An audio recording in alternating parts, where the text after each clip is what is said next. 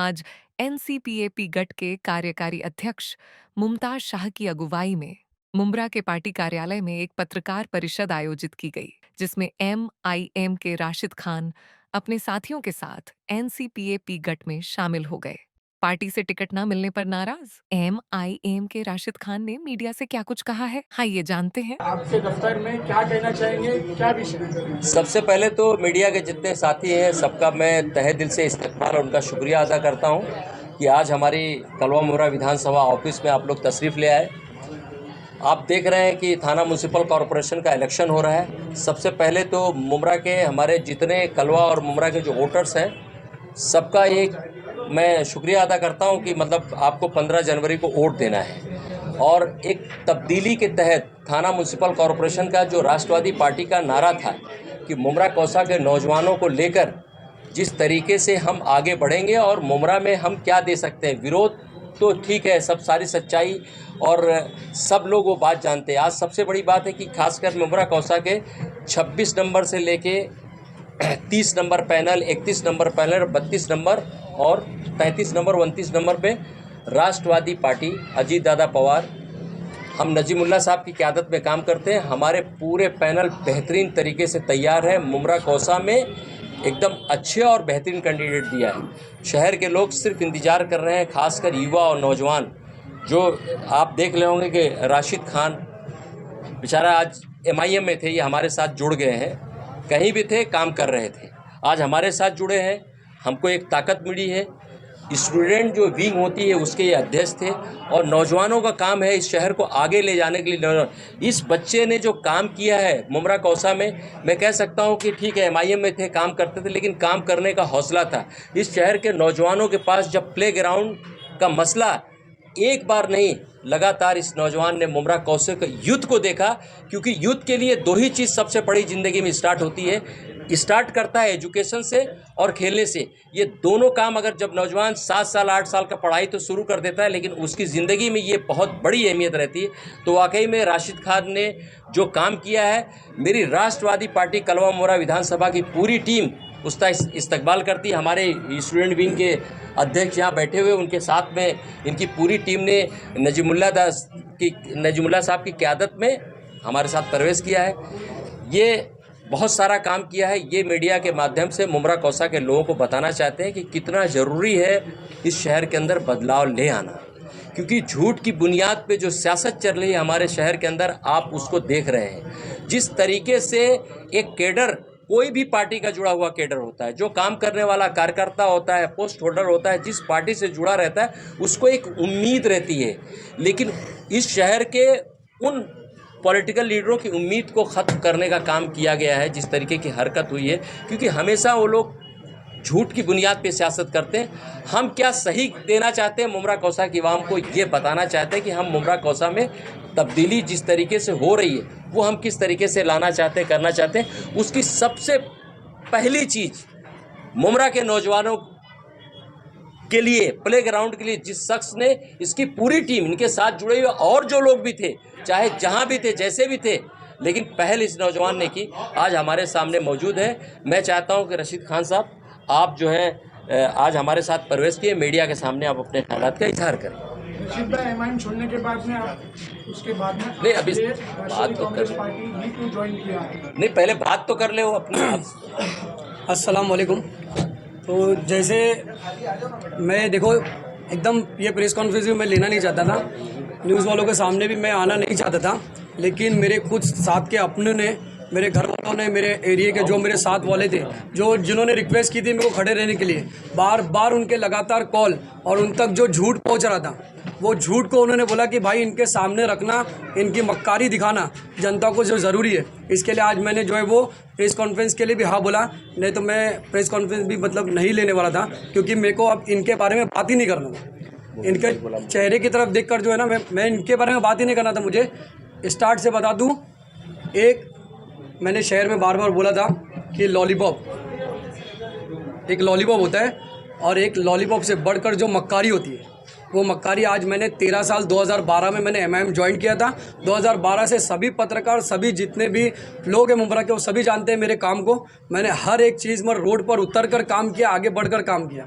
उसको काम को देखते हुए लास्ट 2017 में जब इलेक्शन हुआ था, 9 बजे के टाइम पे मेरी बहन को, मुंब्रा इंग्लिश स्कूल में मेरी बहन प्रिंसिपल है, उनको टिकट दी गई थी MIM की तरफ से। रात में 12:30 बजे सेम खेला उनके साथ हुआ तभी। लेकिन मैंने असदुद्दीन ओवैसी साहब की मोहब्बत में मैंने जो है ना वो कदम पीछे लिया कि पार्टी को अगर कुछ अच्छे चेहरे मिल रहे हैं तो पार्टी को अगर कॉर्पोरेटर जिता के मिल रहा है तो इस वक्त मेरा रुकना बेहतर है। मैंने उस वक्त कुर्बानी दी।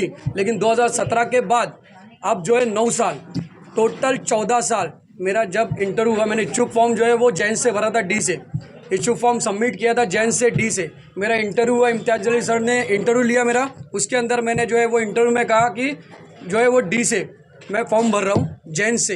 तो उनको भी मैंने बताया कि आपके पार्टी ज्वाइन करने से पहले मैंने पार्टी ज्वाइन किया है, तब से अभी तक किसी पार्टी का सिपह सालार, किसी फौज का सिपह सालार जब भाग जाता है या मर जाता है तो पूरी फौज भाग जाती है। आपकी पार्टी का जो बंदा था वो तड़ीपार था, उसके 2 साल के तड़ीपार में भी मजलिस का झंडा जो है 1 मैन आर्मी की तरह रोड पर उठाने वाले का नाम राशिद खान है। मजलिस को मुंब्रा में ज़िंदा रखने वाले का नाम राशिद खान है। उसके साथ आपने इतना बड़ा खेला किया। पिछले 10 दिन से मेरे साथ लगातार झूठ बोला जा रहा था फ़ोन पे कि भाई आप बेफिक्र रहो, लिस्ट आएगी। मुझे पता चला कि लिस्ट जो है निकली तो थी औरंगाबाद से, लेकिन वो विवियाना आके रुक गई। इसके लिए जो है वो पहली लिस्ट से लास्ट जो लिस्ट आने वाली थी उसके बीच में जो इतना समय लग गया, तो वो लिस्ट जो है अभी तक पहुंची ही नहीं यहाँ पर। डायरेक्ट जो है बी फॉर्म हाथ में पहुंच गए। तो ये लगातार रात में मेरे साथ 1.5 घंटा बिता रहे थे लोग, और ये झूठ मेरे से ना दिलासा दे रहे थे कि तू बेफिक्र रहे। सामने एक बंदा था, उसको इन लोगों के पास वीडियो में कोई लोगों ने दिखाया, उसका स्क्रीनशॉट दिखाया कि वो बंदे को कौन चला रहा है, फला आदमी चला रहा है, उसको तो टिकट हम लोग देंगे ही नहीं, उसको तो मिलने ही नहीं वाली है, तेरे को ही टिकट देंगे हम लोग। और एंड मोमेंट पर 30 तारीख को फॉर्म भरने की रात में जब मैंने 2 सवा 2 बजे मेरे पेज से डाला कि कल मैं आकर जवाब दूंगा, ऑनलाइन आने वाला हूँ, तब इनकी फटी। अब इन्होंने झूठ बोलने का ना तरीका सुना, रात भर सोचा दोनों ने। आप सभी जानते हो कि कौन दो, कि भाई अब कल बचने का रास्ता नहीं है, कि ये बंदे के बारे में अपन झूठ बोल नहीं सकते। तो क्या, तो मुझे 4:30 बजे फ़ोन आया। 4:30 बजे मुझे फ़ोन आया। मैं एकदम बेहोशी की हालत में था। मेरे घर पे 4 दिन से आयते करीमा चालू था। मेरे फ्लोर के लोग रोज़े में थे, सिर्फ मेरे घर वाले नहीं। मेरी कंडीशन एकदम मेरे घर पे ऐसी थी कि घर पे मैयत हो चुकी है। मैं एकदम डिप्रेशन वाली हालत में था। कंटिन्यूसली फ़ोन मैंने ना साइलेंट पे डाला, क्योंकि कंटिन्यूसली फ़ोन, आप लोग खुद जानते कितने न्यूज़ वालों के कॉल आ रहे थे मुझे, क्या हो गया भाई फॉर्म का करके। मैंने उसको फ़ोन को ना साइलेंट पे डाला था 15-20 मिनट के लिए, और ऐसे बैठ के सोच रहा था करना क्या है। उसके बीच में वो बंदे का एक मिस कॉल आकर गया। उसके बाद डायरेक्ट 10:30 बजे सुबह मिस कॉल आया, तो मैंने रिटर्न में कॉल किया 15 मिनट में। बोला भाई क्या हो गया, अब क्या सांस रुक जाएगी तब दोगे, तब बोलोगे क्या हो गया। तो बोले भाई एक काम करो ना, आपका वो लेडीज़ फॉर्म था ना, लेडीज़ है क्या नाम आपका। सुबह 11:30 बजे मैं बोला कहाँ से डॉक्यूमेंट बना के मिलेंगे 3 घंटे में, कौन सा सबमिशन होगा। भाई मैं इतनी पॉलिटिक्स मैं भी जानता हूँ कि आप क्या खेल रहे हो। अभी आप कॉल रिकॉर्डिंग करके अपने आप को बचाना चाहते हो, फिर शहर में झूठ फैलाने चाहते हो। भाई हम तो उसको दे रहे थे, बहुत सारे लोगों ने डायरेक्टली कॉल किया और बात किया और पूछा, तो आधों को झूठ बोल रहे कि फ़ोन नहीं उठा रहा था, आधों को झूठ बोल रहे कि मोबाइल स्विच ऑफ कर दिया था। मेरे पास रिकॉर्डिंग है पूरी।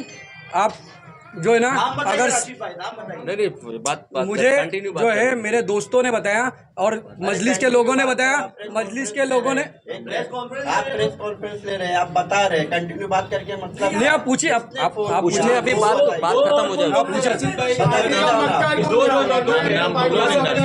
सैफ पठान,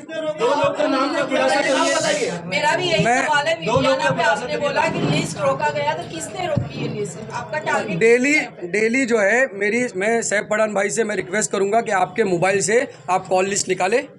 पिछले 15 दिन में आपने अगर मुझे कॉल किया है, आप वो लिस्ट बताएं। आप जो लोगों को झूठ पहुंचा रहे हैं ना कि मैं उसको कॉल कर रहा था, उसने फ़ोन नहीं उठाया, मेरा 15-20 कॉल कर दिया, फ़ोन नहीं उठाया, मोबाइल स्विच ऑफ कर दिया, तो मैं आप लोगों के न्यूज़ के माध्यम से उनसे चैलेंज कर रहा हूँ कि आप और वो लिसान भाई, ये दोनों मुझे कॉल हिस्ट्री ला के दे दें कि भाई हम लोग फ़ोन कर रहे थे, इसने फ़ोन नहीं उठाया, मोबाइल स्विच ऑफ कर दिया। मैं आपको कॉल हिस्ट्री बताता हूँ कि मैंने इन लोगों को डेली बेसिस पे कॉल किया है, डेली यही सवाल पूछा है कि भाई क्या, तो मुझे यही दिलासा दिया गया कि भाई शाम तक रुझो, लिस्ट आने वाली है। शाम तक तो कहाँ रुक गई वो लिस्ट, कहाँ रुक गया, कहाँ रुक गई वो? तो हाँ, आपने कहा कि विवियाना पर जो है लिस्ट आकर रुक गई, लेकिन जिस जहां पर आप इशारा कर रहे हैं वहां से और MIM पार्टी से काफी विवाद चल रहा था, तो ऐसे में विवियाना पर लिस्ट आकर रुकना जिस तरह से आप कह रहे हैं, तो ये किस तरफ इशारा? आप सर्वे, आप वार्ड में सर्वे, आप वार्ड में सर्वे दे, आप वार्ड में अपोजिशन मानते हैं, जिनके बारे में आप कह रहे हो कि विवियाना पे लिस्ट रुकी हुई है, वो खुद उनको अपोजिशन मानते हैं, तो आप कैसे कह सकते हो कि उनका संबंध उससे? तो फिर जो बंदे को आप बोल रहे थे कि ये बंदा 1.5 साल से, आप मेरे को वीडियो बता रहे थे, स्क्रीनशॉट बता रहे थे कि ये बंदे को सैफ पठान ने भेजा है पार्टी में, ये बंदे को सैफ पठान अपने ये क्या नाम इसका शानू पठान चला रहा है, शानू पठान ने इस बंदे को भेजा है, शानू पठान इस बंदे को फाइनेंस कर रहा है, शानू पठान ने इसको यहाँ पर भेजा है करके। तो वो बंदे को आपने टिकट कैसे दे दिया, किसके कॉल पे दे दिया? फिर हक तो मेरा था ना, 13 साल पार्टी को मैंने दिया है, 13 साल मैं जानता हूँ, मेरा खून जेब का पैसा 13 साल मैंने लगाया है, 1 रुपया किसी ने नहीं। अरे इतनी तो शर्म रख लेते कि MLA इलेक्शन में आपको राइट लेफ्ट आगे पीछे हर एक बंदा छोड़ के जा चुका था, दूसरी पार्टियों में काम कर रहा था। उस वक्त मर्द की तरह राशिद खान था जो स्टार्ट टू एंड लास्ट दिन तक, लास्ट घंटे तक कंधे से कंधा मिलाकर भाई तुम्हारे साथ खड़ा था। इतनी तो लाज रख लेती। राशिद भाई, एक सवाल मेरा ये है, आप बोल रहे हो कि ठीक है वो लोगों ने किया जो भी किया, बट MLA इलेक्शन में जो है आप भी इस पार्टी से विरोध चल रहे थे, फिर आपने और भी अदर पार्टी दी, आपने सिर्फ ये पार्टी क्यों चुनी? जो पार्टी भाई पहले सवाल का जवाब दो आप, 2 मिनट विवियाना का जो आपने जिक्र किया, पहले उस सवाल का जवाब दो, उसके बाद आप दूसरे सवाल पर जाओ। कौन से सवाल? जो विवियाना पे जब MIM पार्टी, जहां आप इशारा कर रहे हैं, जब MIM पार्टी उनकी विरोधी है, तो वो लिस्ट वहां क्यों आकर रुकी, उसकी वजह क्या थी? आपका इशारा मैंने रुकी नहीं बोल रहा हूँ, मैंने बोला मैं जो कंडीशन दिख रही है कि जिसको आप बोल रहे थे कि ये बंदे को जो है शानू पठान ने पार्टी में भेजा है, शानू पठान चला रहा है, शानू पठान फाइनेंस कर रहा है, तो वो उसको टिकट हम लोग देंगे ही नहीं। राशिद तेरी टिकट कंफर्म है, तो फिर वो फॉर्म जो है बी फॉर्म वहाँ से निकलकर तो फिर वहीं रुक गया ना जो उसके बंदे को मिला। आपके हिसाब से वो बंदा तो उसका था ना, शानू पठान का बंदा था ना आपके हिसाब से, तो फिर वो बंदे को टिकट मिली, मतलब फॉर्म वहीं रुक गया ना मेरा बी फॉर्म रुका का रुका का फॉर्म, वो पार्टी का काम आप लोगों MIM से किसको? गफ्फार शेख को टिकट मिली, मयूर भाई को, मयूर सारंग को टिकट मिली। मयूर भाई और गफ्फार तो उन्हीं के विरोधी तो है। किसके विरोधी? मैं भी विरोधी बोल रहा हूँ। शानू भाई के विरोध है, उनके विरोध है, मैं आप कैसे कर सकते हो कि उनसे? मुझे कहा गया, मुझे सैफ पठान भाई ने, मुझे लिसान भाई ने मेरे को कई बार, हजारों बार बताया, मैं नहीं बोल रहा हूँ, ये मेरा स्टेटमेंट नहीं है, गफ्फार शेख के बारे में बताया कि भाई ये जो है ना, इसको शानू ने भेजा, इसको शानू ने फाइनेंस किया, इसको शानू चला रहा है, मुझे पार्टी के लोगों ने बताया कई बार, तो मैं नहीं बोल रहा हूँ, ये खुद पार्टी के लोगों ने बताया। रूमर्स है आपको टिकट नहीं मिलने का कारण ये बताया जा रहा है, मालूमात के हिसाब से बता रहा हूँ। आपने जो इच्छुक फॉर्म भरा था वो भरा था लेडीज बोर्ड से, आपको टिकट भी मिली थी, आपने लिया नहीं, आपने कहा मुझे जेंट्स से आपको टिकट से। मेरे को दिखा दे, मैंने इच्छुक फॉर्म लिया जेंट्स का, हाँ। सबमिट जो फॉर्म किया मैंने वो मेरे को लेडीज़ का ला के दिखा दे। मैंने सबमिट किया फॉर्म जेंट्स का, मैंने इंटरव्यू दिया, जो वो इंटरव्यू दिया जेंट्स का, मतलब पल्ला जा रहा है अभी आपका ये सिर्फ अपने आप को बचाने के लिए लास्ट में जो है ना, वो सिर्फ अपने आप को, क्योंकि मेरे बारे में क्या झूठ बोलेंगे और क्या झूठ बोलेंगे मेरे बारे में। तुम इच्छुक फॉर्म है आपके पास? हाँ है, इच्छुक फॉर्म जो सबमिट किया हो ना मैंने, वो भी मैंने उनके पास जेंट्स सबमिट किया हूँ, उनको बताइए लेडीज। ये बताइए, क्योंकि इसके ऊपर ही सारा रूमर आ रहा है। ये देखिए इच्छुक फॉर्म जो मैंने सबमिट किया है, सबके लाइव भी चल रहे थे, थोड़ा बता दीजिए, बता दीजिए, हाथ में कर ली, दिखा दीजिए, थोड़ा जूम करके दिखाइए। नहीं ऐसे ही अरे ले लेना पर्सनल, उसमें मैं आपको पर्सनल भेज दूंगा वो फॉर्म, मैं आपको पर्सनल भेज दूंगा फॉर्म। और आपको फॉर्म दिया जा रहा था लेडीज से? फॉर्म नहीं दिया जा रहा बी फॉर्म, ए बी था। फॉर्म अगर आपको मेरा सिंपल सा सवाल है, अगर मेरे साथ में आपको, अगर मेरे को फॉर्म देना होता ना, उसका सिंपल सा सबूत ये था कि जो है वो 24, 25, 26, 27, 28 तारीख आप मुझे बुलाते, बोलते राशिद भाई आपने 13 साल जो है हमारी पार्टी को ईमानदारी से दिया है, मैं आपको जबान देता हूँ कि आपको या तो लेडीज़ या तो जेंट्स, लेकिन आपको टिकट दी जाएगी, आप अपने डॉक्यूमेंट्स रेडी कीजिए। यही इस बात का सबूत है, यही इस बात का सबूत है। अगर आपको मेरे को टिकट देना होता तो आप जो है 13 साल के लिए इतनी तो इज्जत रख लेते कि 3 कॉल कर लेते और मुझे पार्टी ऑफिस बुला लेते वहाँ पर और मुझे बोलते कि भाई आपकी जेंट्स और लेडीज़ दोनों में से एक जबान है, लेकिन आपको टिकट मिलेगी, तो मैं डॉक्यूमेंट्स रेडी करके बैठ जाता।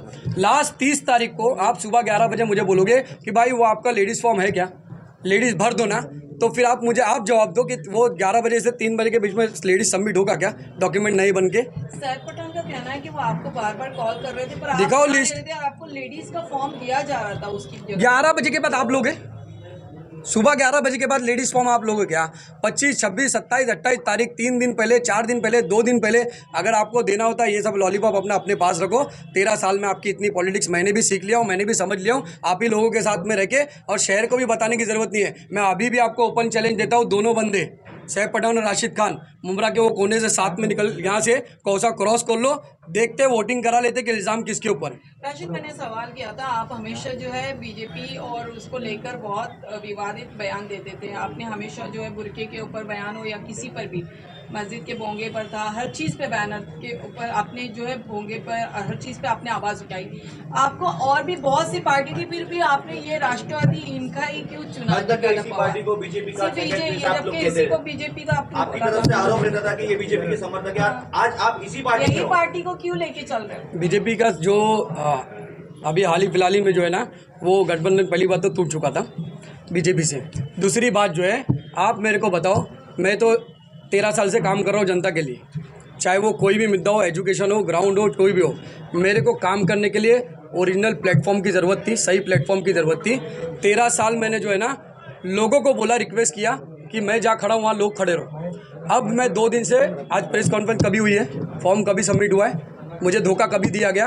अब मैं 2 दिन से पूरे वार्ड में घूम के सर्वे करने के बाद, अपने नौजवानों से, अपने लोगों से मिलने के बाद, उन्होंने जो मेरे को पार्टी का सजेशन दिया, मैंने वो पार्टी आज आके यहाँ पर जो है वो सेलेक्ट किया है। मतलब कहीं ना कहीं आवाम ने आपको सजेस्ट किया है? हाँ, अवाम ने, हाँ मेरे लोगों ने मुझे सजेस्ट किया है कि भाई, क्योंकि हम लोग, मैं तो काम करने के लिए मुझे प्लेटफॉर्म चाहिए, सही प्लेटफॉर्म चाहिए काम करने के लिए। 15 साल से वो पार्टी जो है लॉलीपॉप दे रही है, 15 साल से वो पार्टी लॉलीपॉप दे रही है, तो वहाँ पर जाके वहाँ लॉलीपॉप लूँ मैं? तो मुझे वो प्लेटफॉर्म की ज़रूरत थी। रही बात ये बीजेपी और ये कांग्रेस और ये इसकी, तो भाई अभी पता चल जाएगा कि जो अविनाश यादव, जो राज ठाकरे और जो ये लोग जो थे, ये जितना खुलकर भोंगे के खिलाफ, जितना खुलकर मस्जिद के खिलाफ, हमारे दरगाह की मस्जिद सीढ़ी तुड़ाने वाले लोग, वो अभी वही अविनाश यादव और वही लोग जो है जितेंद्र आवाड के साथ खड़े दिखेंगे। और कौन से बाप बेटे का रिश्ता जितेंद्र आवाड और देवेंद्र फडणवीस के बीच में है ये रिश्ता, और कौन से जो है वो भाई भाई का रिश्ता जितेंद्र आवाड और अविनाश यादव के बीच में है ये रिश्ता। दूसरों के ऊपर इल्ज़ाम लगाना बहुत आसान है, पहले अपने गिरेबान में झांक लो कि आपके पूरे के पूरे 1 उंगली 2 उंगली नहीं, हाथ की 10 उंगली और पैर की 10 उंगली बीजेपी में डूबी हुई है। एमसीए के अंदर अपने ज़ाती फ़ायदे के लिए जो है आपने हमारे नौजवानों की ज़मीन का सौदा कर दिया कि भाई हम गिफ्ट में आपको ये ज़मीन देते हैं, ले लो और मुझे एमसीए की गिफ्ट दे दो। तभी बीजेपी आपको दिखाई नहीं दी कहीं पर। जब अविनाश यादव को आप अंदर ले रहे थे ना, इतनी तो शर्म रख लेते कि वही बंदा था जिसने आकर दरगाह मस्जिद जुड़ाया। आज मेरी कान तरस रही है वो मस्जिद की अजान की आवाज़ सुनने के लिए। कोई भी गली में चले जाओ, कान लगाकर गौर से सुनना पड़ता है मस्जिद में अजान की आवाज़। या तो आपको मस्जिद के दरवाजे पे पहुंचना पड़ेगा, मस्जिद के नज़दीक पहुंचना पड़ेगा। तो यही अविनाश यादव, यही राज ठाकरे, यही उद्धव ठाकरे, यही लोग जो है आज सब एक साथ बैठे, और जितेंद्र आवाड साहब जो है इनके साथ एक साथ बैठे। तो ये बात करना छोड़ दो, लॉलीपॉप को अब भूल जाओ। अब जो काम दिख रहा है ना आपको, जो काम करेगा, मेरी जनता ने भी, मैंने 13 साल उनको रिक्वेस्ट किया ना मेरे साथ खड़े रहने के लिए, अब मेरी जनता मुझे रिक्वेस्ट कर रही है, मेरे लोग साथ के मुझे रिक्वेस्ट कर रहे हैं कि भाई अब काम जो है ये प्लेटफॉर्म से होगा जनता का, तो मैं उसके साथ, मेरी जनता के साथ खड़ा हूँ।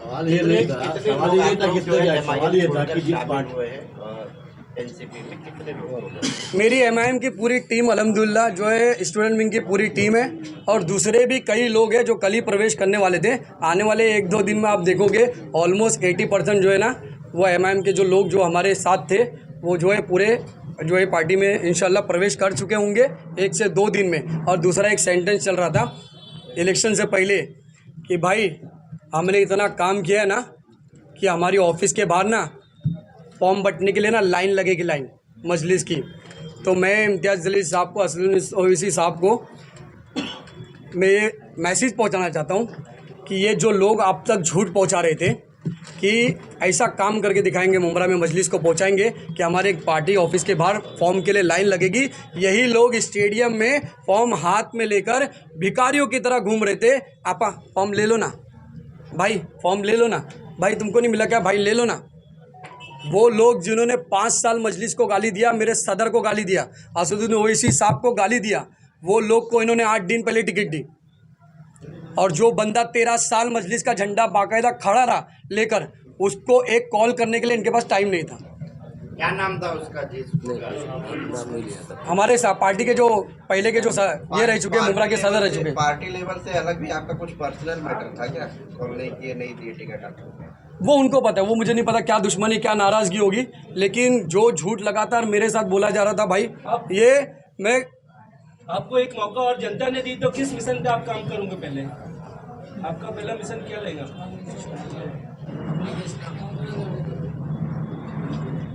मैं बोल रहा हूँ ना भाई, असदुद्दीन ओवैसी साहब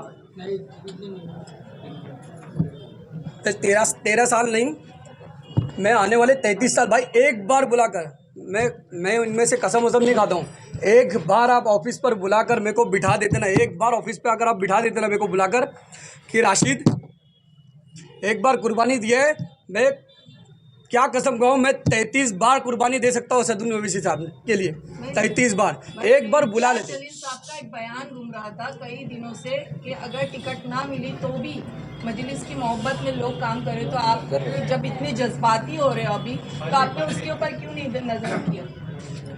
भाई बुला के बोल तो देते, इज्जत तो देते, हम तो इज्जत के ही भूखे हैं ना, पूरा मुमरा जानता है। कोई एक बच्चे से लेकर कोई एक बूढ़ा 1 रुपये का एक फ़ायदे के लिए राशिद के ऊपर इल्ज़ाम लगा दे कि राशिद ने फला फ़ायदे के लिए कोई काम किया हो आज तक मेरी पूरी 13 साल की लाइफ में। मैं बोल रहा हूँ इतनी तो इज्जत दे देते कि एक कॉल करके ऑफिस पे बुला लेते कि राशिद ऑफिस पे आ, तेरे से बात करना है, इतनी तो इज्जत दे देते। तुम्हारा खुला झूठ, खुला धोखा आज मैंने देख लिया। ये असदुद्दीन ओवैसी साहब की इज्जत जो है वो इंशाल्लाह ता क़यामत तक जैसी थी दिल में वैसे ही रहेगी, लेकिन मुमरा की मजलिस, मुमरा के जो लोग हैं, अवाम है, खुला इनको मैं जो है ना वो बता दूं कि इनके बहकावे में अब ना आए तो ही बेहतर है, और ये आने वाले इलेक्शन में इनको जवाब मिल जाएगा। वो 16 तारीख के दिन ही इंशाल्लाह जो है वो मेरी जनता जवाब देगा।